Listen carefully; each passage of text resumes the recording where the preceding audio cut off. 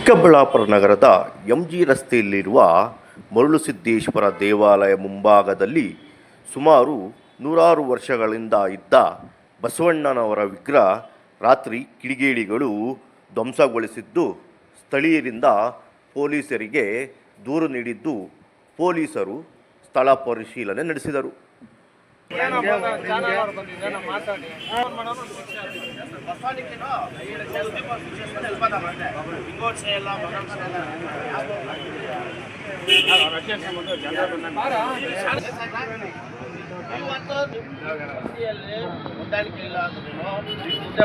ನಾವಂತೂ ಬಿಡಲ್ಲ.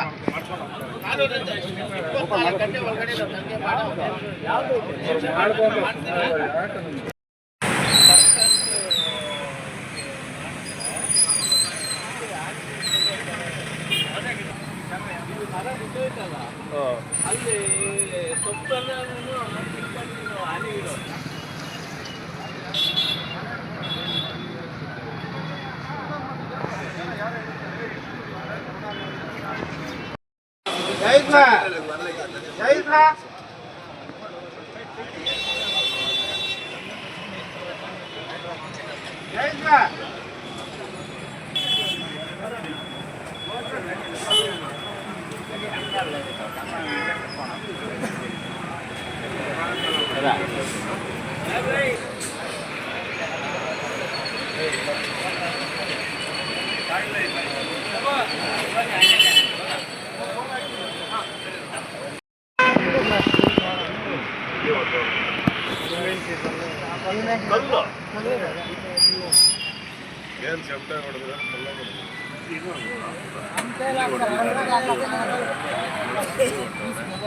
ಮತ್ತೆ ಇಲ್ಲೋಡ್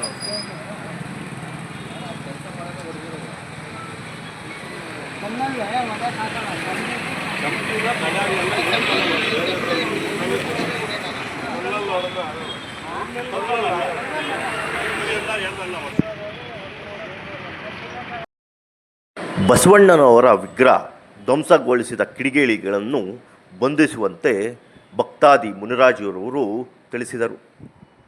ಎಂಜಿ ರಸ್ತೆಯ ಮರುಳುಸಿದ್ದೇಶ್ವರ ಸ್ವಾಮಿ ದೇವಾಲಯದ ಟ್ರಸ್ಟಿಗಳು ಹಾಗೂ ಭಕ್ತಾದಿಗಳು ಈ ದೇವಸ್ಥಾನದ ಇತಿಹಾಸ ಏನಂದರೆ ಸುಮಾರು 200-300 ವರ್ಷಗಳಿಂದ ಹಳೆಯದು. ಅದರಲ್ಲಿ ದೇವಸ್ಥಾನದ ಮುಂಭಾಗನೇ ಬಸವಣ್ಣನ ವಿಗ್ರಹ ಒಂದು ಸ್ಥಾಪನೆ ಆಗಿತ್ತು ಆ ಕಾಲಕ್ಕೆ. ಆ ಸ್ಥಾಪನೆ ಆಗಿರೋದು ಏನಂದರೆ ನಿನ್ನೆ ರಾತ್ರಿ ಎಷ್ಟೊತ್ತಲ್ಲಿ ಏನು ಅಂತ ಗೊತ್ತಿಲ್ಲ, ಕಿಡಿಗೇಡಿಗಳು ಬಂದು ಬಸವಣ್ಣನ ತಲೆಯನ್ನು ಒಡೆದು ಛಿದ್ರಗೊಳಿಸಿದ್ದಾರೆ. ಅದನ್ನು ಯಾರು ಏನು ಅಂತ ಪರಿಶೀಲನೆ ಮಾಡಿ ಪೊಲೀಸ್ನವರು ಇದನ್ನು ನ್ಯಾಯ ಒದಗಿಸಿಕೊಡಬೇಕಾಗಿ ಪ್ರಾರ್ಥನೆ ಮಾಡ್ತಾಯಿದ್ದೀವಿ. ನಿಮ್ಮ ಹೆಸರು? ನಮ್ಮ ಹೆಸರು ಮುನ್ರಾಜು ಅಂತ, ನಾರಾಯಣ ಸಾಮಣ್ಣ ರೆಡ್ಡಿ, ಮುನ್ರೆಡ್ಡಿ ಸಾಕು.